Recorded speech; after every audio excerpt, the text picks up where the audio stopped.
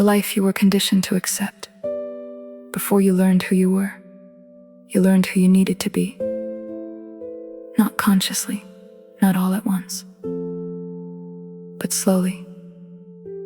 Through what was rewarded, what was ignored, and what was quietly discouraged. You learned how to adjust, how to read a room before expressing yourself, how to become acceptable before becoming honest, how to continue functioning, even when something inside you needed to stop. And over time, without realizing it, you didn't just grow, you adapted. You became efficient at being the version of yourself that made life easier for everyone else. The capable one, the composed one, the one who keeps going. Even when going feels heavy, even when something deeper feels misaligned.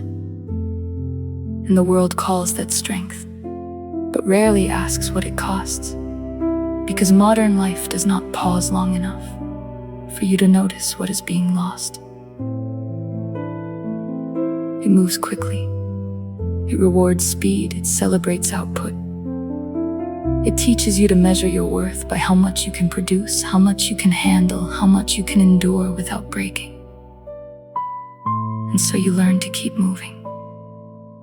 Even when your mind is asking for stillness. Even when your body is asking for rest.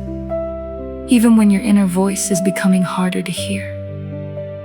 And eventually, you begin to live in a constant state of motion, without ever truly arriving anywhere within yourself. There's always something next.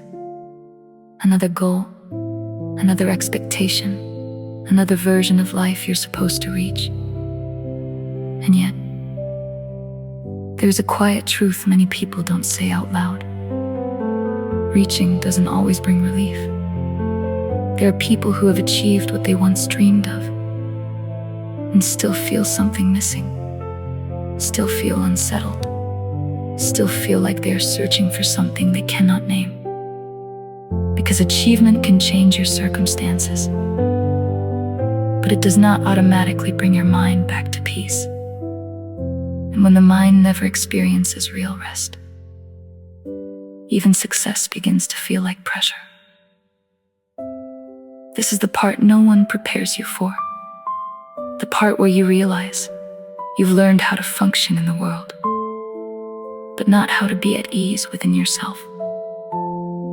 Because the human mind was never designed to exist in constant stimulation. Yet modern life rarely allows it to breathe.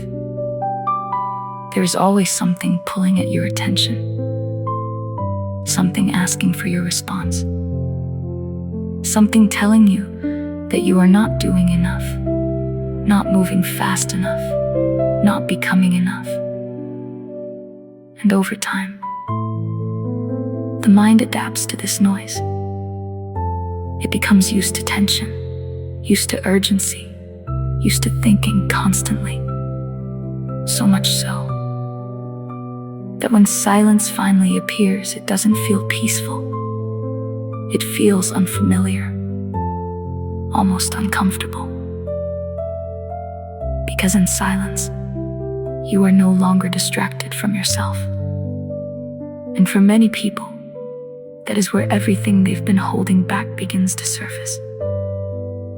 The thoughts they've been avoiding, the emotions they've been postponing, the quiet realization that somewhere along the way, they stopped feeling fully connected to their own life. Not because they failed, but because they were never taught how to protect that connection in the first place. And this is where something begins to change. Not through force, not through pressure, but through awareness. Because the moment you begin to see clearly what has been shaping your mind, you create space. And in that space, you are no longer just reacting. You are no longer just continuing.